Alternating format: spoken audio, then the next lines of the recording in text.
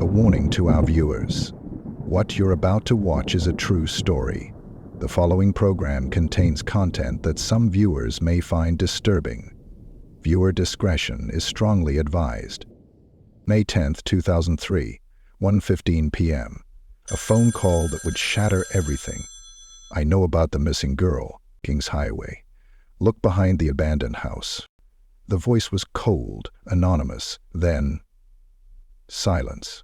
Elle Carmichael had been waiting for this call for 46 days. 46 days since her daughter Ramona walked out their front door to grab food at Burger King. 46 days since a 21-year-old honors student at Hunter College simply vanished off the streets of Brooklyn. When police arrived at that address, what they found would haunt them forever. A young woman's body, decomposed beyond recognition, wrapped in a blanket like garbage. But this was just the beginning. The basement where Ramona died would reveal the darkest corners of human evil: chains, restraints, evidence of torture that lasted for days, two predators who had turned kidnapping and murder into their twisted entertainment. This is 2003 Brooklyn, post-9/11 America, where immigrant families worked multiple jobs chasing the American dream, where honors students like Romona Moore believed they were safe walking 3 blocks to get dinner. They were wrong. What happened to her family afterward exposed a system that failed her twice, first in life, then in death. This is the story the police didn't want to investigate, the case that almost never got solved, and the anonymous phone call that finally brought 2 monsters to justice. Welcome to the Shadow Files crime series. Tonight's case will shake you to your core. Take a moment to hit subscribe, drop a like, and please let us know where you're watching from. And now, we begin. East Flatbush, Brooklyn, 2003. This wasn't the Brooklyn of gentrified coffee shops and luxury condos. This was working-class America. Caribbean families who'd fled poverty in Guyana, Jamaica, and Haiti for a shot at something better. They worked double shifts, cleaned office buildings at night, sent their kids to good schools during the day. The Moore family was exactly this story. Ramona's parents had immigrated from Guyana when she was 8, settling into a neighborhood where everyone knew your business, and that was supposed to keep you safe. This was post-9/11 New York, a city still jumping at every siren, still learning to trust again. But in neighborhoods like East Flatbush, people looked out for each other. Kids walked to corner stores alone. College students came home for family dinner. Mothers didn't lock their doors when they ran quick errands. The community had survived crack epidemics, budget cuts, and urban decay. They'd built something solid here. Churches on every corner, block parties in the summer, grandmothers watching from stoops, making sure everybody's children got home safe. But beneath this surface of community solidarity, predators were hunting. And when those predators struck, some victims would discover a brutal truth about American justice, that not all missing persons are created equal. When a young black woman disappeared in East Flatbush, police shrugged. When a white woman went missing in Manhattan the same week, they held press conferences. This is the America Ramona Moore lived in, where your zip code, your skin color, and your family's accent determined how hard anyone would look for you when you vanished. To understand what was stolen from this world, you need to know who Romona Moore really was. October 8, 1981, Georgetown, Guyana. Ramona Gail Amanda Moore entered the world to parents who had nothing but dreams. Her father worked construction, her mother cleaned houses. They lived paycheck to paycheck in a country where opportunities were scarce and hope was a luxury few could afford. But they had a plan. America. The land where immigrant children became doctors and lawyers, where a little girl from Georgetown could become anything she wanted. When Ramona was 8, they made the leap, packed everything they owned into 2 suitcases and landed in New York City with $200 and a prayer. East Flatbush became home, a neighborhood where Guyanese families clustered together, speaking Creole on stoops, cooking curry and rice in tiny kitchens, rebuilding their lives one day at a time. Ramona's mother, Elle Carmichael, worked 3 cleaning jobs. Office buildings at night, houses on weekends. Whatever it took to keep her daughter in good schools. Her father picked up construction work when he could find it. Every dollar they earned had one purpose: Ramona's future. She was their only child, their entire world, and she lived with 5 cousins who became her siblings in a cramped apartment where family dinner meant 8 people round a table built for 4. But that table was filled with love, with laughter, and with constant talk about Ramona's achievements. Her Uncle Clifford Mann pushed her the hardest. When she showed him a report card full of A's, he didn't celebrate. "That's nothing," he told her. "Anyone can get an A. All I want you to do is maintain that. That's the difficult part." And she did. Romona Moore never earned anything less than an A from elementary school through college. She chose psychology for a reason. She wanted to help people overcome trauma. Growing up in an immigrant household, she'd watched family members struggle with the psychological wounds of leaving everything behind. She understood pain. She wanted to heal it. By 2003, she was a third-year honors student at Hunter College. Her professors were amazed by her work ethic. While other students partied, Ramona was in the library until closing time. She had papers to write, internships to apply for, graduate school applications to perfect. But she wasn't all work. Every Christmas, Ramona made it her mission to buy gifts for everyone in the family. Didn't matter if she only had $20. Everyone got something to unwrap. Her cousins still remember her laugh, infectious and genuine. She could quote romantic comedies word for word, made mixtapes for friends, spent Saturdays hunting for bargains and sharing her finds with anyone who'd listen. Her dreams were crystal clear: graduate from Hunter, get into Columbia or NYU for graduate school, become a therapist specializing in childhood trauma, open a practice right here in East Flatbush, helping immigrant families navigate the American dream while healing from the American nightmare. She wanted to buy her mother a house. "Mama worked 3 jobs for me," she'd tell friends. "I'm going to work 3 jobs for her." Spring 2003 was everything falling into place. She was dating someone the family approved of, had landed a summer internship at a local mental health clinic, was excited about presenting her research on PTSD in immigrant communities. Ramona's routine was clockwork: up at 6 a.m., commute to Hunter College in Manhattan, classes all day. Part-time job at a local daycare where the children adored her. Home by 7 p.m. to help her younger cousins with homework. Church every Sunday. Never stayed out past 10 p.m. without calling home. April 24th, 2003. Her last normal day. She attended psychology classes, turned in a major paper on PTSD that she'd spent weeks perfecting. Her professor later remembered she seemed excited about an upcoming presentation. Called her mother at 6 p.m. like always. "I'll be home for dinner, Mama." 6:55 p.m. Romona Moore walked out her front door wearing jeans, sneakers, carrying a small purse. "I'm just going to get something at Burger King," she told her mother. 3 blocks away, 5-minute walk. She'd done it hundreds of times. But in 15 minutes, everything would change. She would never make it to that Burger King. While Ramona Moore was building a future, 2 predators were planning her destruction. Troy Hendrix, 22 years old. A violent criminal with a rap sheet stretching back to his teens. Assault charges, drug dealing. He lived in a basement apartment on Snyder Avenue, just blocks from where Ramona walked that night. But this wasn't just any basement. Hendrix had been preparing chains bolted to the walls, restraints, soundproofing materials. Neighbors would later tell police they'd heard construction noises, strange sounds coming from below. But in East Flatbush, you minded your own business. His partner was Kayson Pearson, 24 years old, street name Monster, and he'd earned it. Multiple women had accused Pearson of sexual assault over the years. None of those cases were ever prosecuted. He walked free, bragging to friends about breaking in victims. Both men were alleged members of the East Flatbush Blood set. But this wasn't gang business. This was predation, pure and simple. They knew these streets, knew the patterns. Young women walking alone after classes, students coming home from part-time jobs. They'd been hunting for months, identifying targets, learning routines. Hendrix's basement wasn't just his apartment. It was a carefully constructed torture chamber. He'd invested time, money, and planning into creating the perfect prison.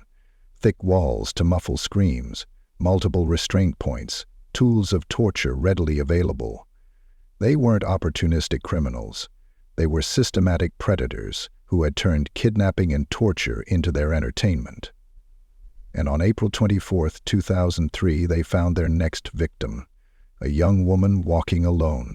As we go into the most chilling details of this documentary, take a brief moment to like and subscribe to our channel if you haven't already, for more in-depth investigations and analysis of significant cases like this. April 24, 2003, a Thursday evening that started like any other, 6:55 p.m. Romona Moore kisses her mother goodbye. "I'm just running to Burger King. I'll be right back." She's wearing jeans and sneakers, carrying a small purse with maybe $20 inside. She has no idea that two predators have been prowling these same streets all evening, hunting. 7:15 p.m. Ramona stops at a friend's house to pick up a borrowed CD. Her friend would later remember how happy she seemed, talking about weekend plans, a presentation she was excited to give, her summer internship starting soon. Just a normal college student living a normal life. Meanwhile, Hendrix and Pearson are driving the neighborhood.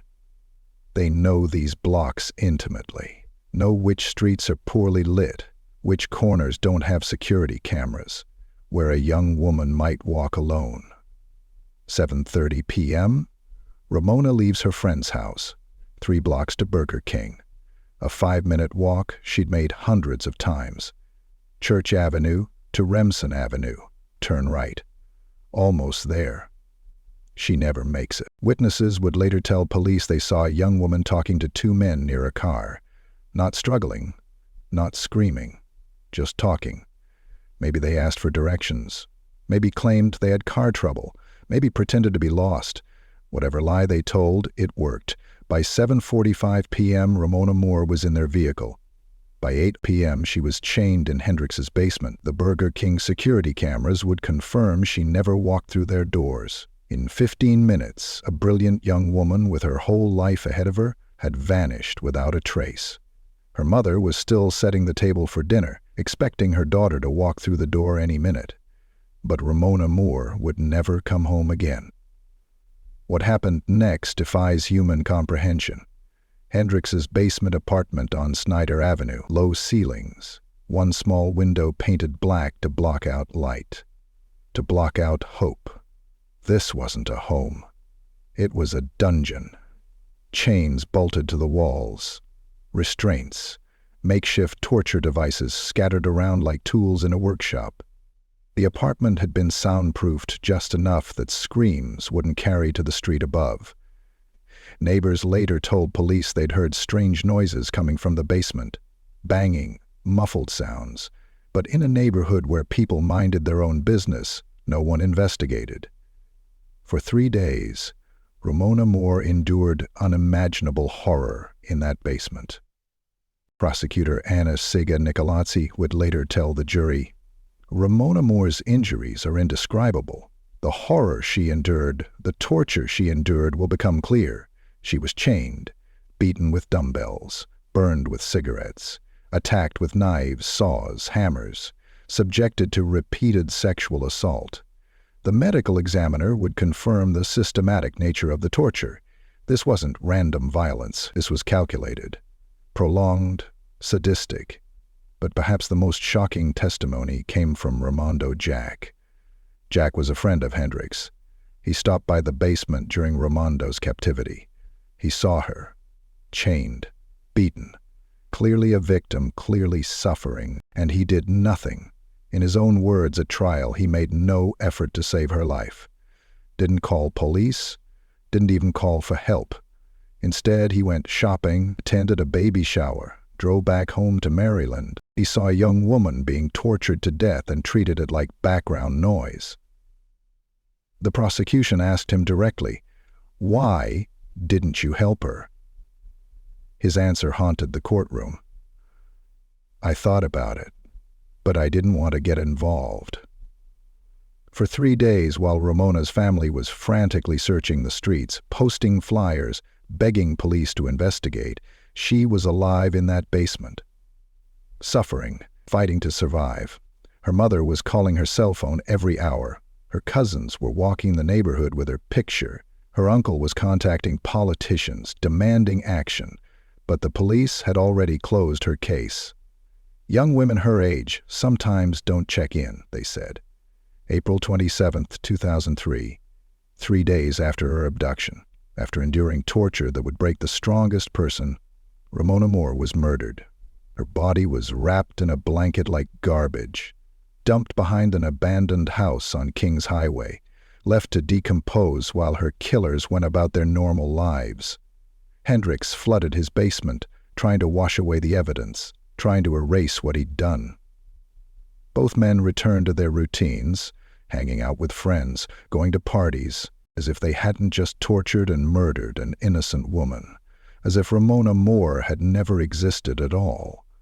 But they made one critical mistake. Their appetite for violence wasn't satisfied. 4 days later, they would strike again.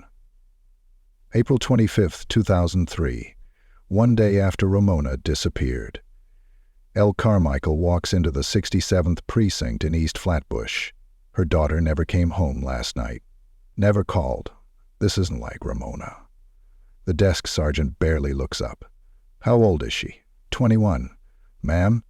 Many women her age fail to check in with their families for benign causes. She's probably with a boyfriend. Give it a few days. Elle Carmichael knows her daughter. Ramona calls if she's going to be 5 minutes late. Something is wrong. "I need you to open a missing persons case." "Sorry, the law sucks. She's over 18. We can't do anything." Case closed. No investigation. No paperwork. No effort. But here's what makes this story even more devastating. That same week across the river in Manhattan, another young woman goes missing. Svetlana Aronov, a white woman, a rare book dealer from the Upper East Side. 3 hours after Aronov is reported missing, NYPD launches a full investigation, press conferences, search teams, her photo plastered across every news station in the city. Meanwhile in Brooklyn, Elle Carmichael is making photocopies of her daughter's picture at Kinko's, spending her own money, walking the streets alone, taping flyers to telephone poles. The contrast is impossible to ignore. When a white woman disappears in Manhattan, it's breaking news. When a black woman disappears in Brooklyn, police say, "Give it a few days." April 26th, 2 days missing. Carmichael contacts ABC News hoping for coverage. They call the 67th precinct for comment. The police tell the media the case is closed. Her daughter has been missing for 2 days and they've already given up. The Carmichael family takes matters into their own hands. They print hundreds of flyers, knock on doors, contact local politicians. City Councilman Charles Barron starts making calls, demanding action. Finally, under political pressure, the NYPD agrees to reopen Ramona's case. April 28, 2003. 4 days after she disappeared. But here's the cruel irony that will haunt this family forever. Romona Moore was murdered on April 27th, 1 day before police resumed their search. If they had acted immediately, like they did for Svetlana Aronov, Ramona might still be alive. While the official investigation stalled, Hendrix and Pearson's appetite for violence wasn't satisfied. Days after murdering Ramona, they struck again. A 15-year-old girl walking home from school. Same neighborhood, same tactics. They lured her to the same basement where Ramona had died, but this victim fought back. After being sexually assaulted and bound with duct tape, she did something extraordinary. She licked the adhesive on the tape covering her mouth until it loosened, worked herself free while her attackers slept. She escaped, ran to police, gave descriptions, provided evidence. This brave teenager's testimony would eventually solve Ramona's case. Her courage gave Ramona's family the justice the system had denied them. But first, they had to find Ramona's body. May 10, 2003, 46 days after Ramona vanished. Elle Carmichael's phone rings at 1:15 p.m. The voice is unfamiliar, male, calm. "I have information about the missing girl. Go to this address on Kings Highway. Look behind the abandoned house." He hangs up. Carmichael calls the police. This time they respond. Officers from the 67th Precinct and emergency service units race to the location. Behind a burned-out house, they find what they've been dreading for 6 weeks: a blanket, wrapped around something that was once a human being. Romona Moore's body, decomposed beyond recognition. Dental records would confirm what her family already knew in their hearts. The anonymous caller's identity was never determined. Someone knew what happened to Ramona. Someone with a conscience finally spoke up. But who? And why did they wait so long? That mystery remains unsolved to this day. With Ramona's body recovered, police had a murder case. But they still needed to catch her killers. The break came from that brave 15-year-old survivor. After her escape, she gave police detailed descriptions of her attackers and the basement where she was held. The location matched the Snyder Avenue area where Ramona had disappeared. Police quickly apprehended 19-year-old Troy Hendrix. He was already known to authorities, held at Rikers Island on pending charges, but by law, detectives couldn't question him about Ramona's murder yet. His partner, Kayson Pearson, had vanished. Police launched a massive manhunt across the tri-state area. Pearson had an arrest record, burglary, assault. Tips poured in, leading investigators to locations throughout Brooklyn and Albany. All dead ends. The search expanded far beyond New York. Information led them all the way to Atlanta, Georgia, where local police raided an apartment where Pearson was supposedly hiding with his girlfriend. Empty-handed again. Then came the tip that changed everything. Pearson's own friends contacted police. They were sickened by the crimes he was accused of and knew about the ongoing manhunt. They gave police an address, an apartment in Yonkers, May 21, 2003, a little after 5 a.m. Yonkers police set up surveillance cameras outside the apartment building. They weren't taking any chances this time. Officers called the apartment, trying to convince Pearson to surrender peacefully. He refused. The woman whose apartment Pearson was in returned home during the standoff. She handed police a key, but the door was secured with a chain. Bolt cutters were needed to get inside. As authorities breached the apartment, Pearson had already barricaded himself in the bedroom, pushing a bed against the locked door. When officers broke through, they found the room apparently empty. Then Pearson burst out of a closet, knife in hand, lunging at the officers. 2 shots fired. 1 bullet struck him in the thigh. Kayson Pearson was finally in handcuffs.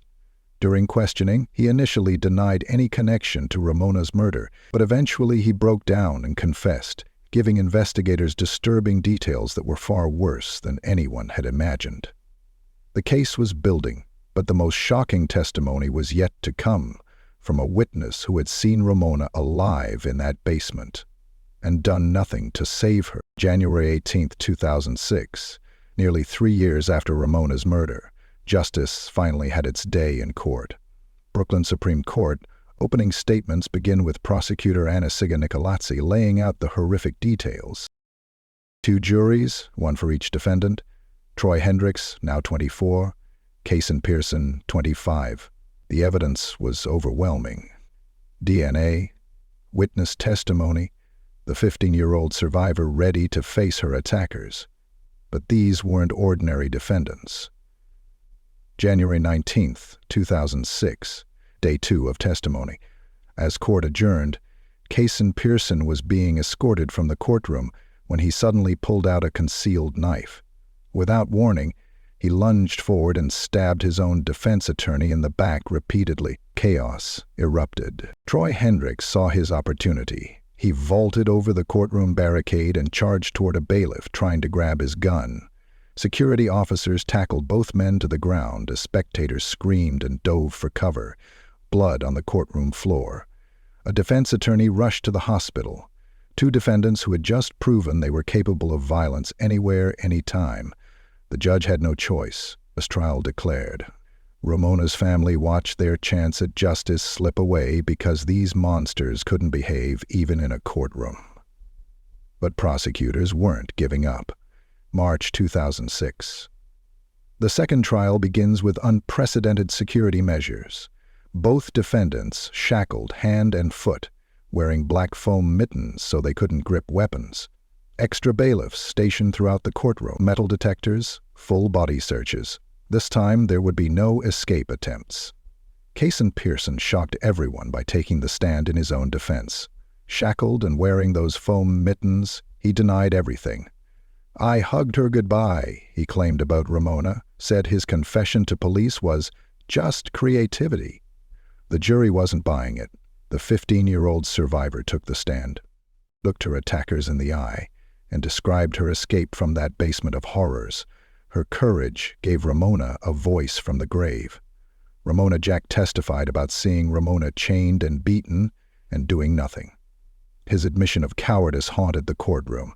Forensic experts presented DNA evidence, crime scene photos, the overwhelming proof that these two predators had tortured and murdered an innocent woman. March 23, 2006, both juries returned their verdicts. Guilty. First-degree murder, kidnapping, rape, sodomy, torture, every single count. April 11, 2006, sentencing day. Life in prison without the possibility of parole, plus an additional 22 years for their courtroom escape attempt. Brooklyn District Attorney Charles Hines spoke to the press. "I am hard-pressed to find a more evil case. I am satisfied that these defendants will never see the outside of a prison cell. Justice for Romona Moore." Finally. But for her family, the fight was just beginning. After the verdicts, Elle Carmichael stood before the cameras with a message that shook New York City. "All I got was nothing but disrespect from the media and the police," she said. This was a Hunter College student, a black woman. Racist, it's all racist. She wasn't done fighting. While Svetlana Aronoff got press conferences and search teams within hours, Ramona got dismissed and ignored. While white missing persons made headlines, black families were told their daughters probably ran away. Elle Carmichael was going to make sure this never happened again. She filed a federal lawsuit against the NYPD, alleging systematic racial bias in missing persons investigations. The case gained national attention, forcing America to confront an uncomfortable truth about whose lives matter when they disappear. For 6 years, the case worked its way through federal court. August 2014, federal judge Nina Gershon dismissed the lawsuit. Her ruling? No evidence of widespread racially motivated practice within the NYPD. Individual differences between cases, yes. Systemic bias, no. But Elle Carmichael's fight sparked real change. City Councilman Charles Barron proposed the Romona Moore Law, requiring immediate investigation for anyone 25 or under who goes missing.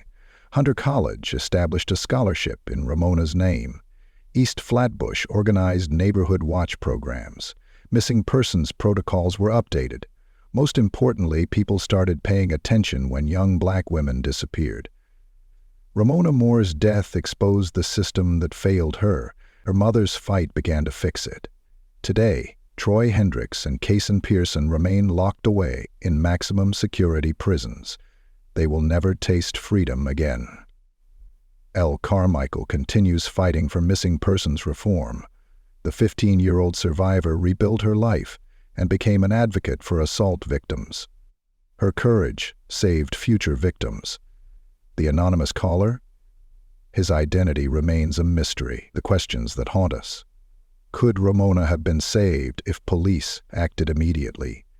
How many other families face similar indifference when their loved ones disappear? When will all missing persons receive equal treatment, regardless of race or zip code? Romona Moore was laid to rest, surrounded by the Caribbean community that loved her. Her headstone reads, "Beloved daughter, student, angel." She was a young woman who made Christmas special for everyone, who earned straight A's, who wanted to heal trauma in others.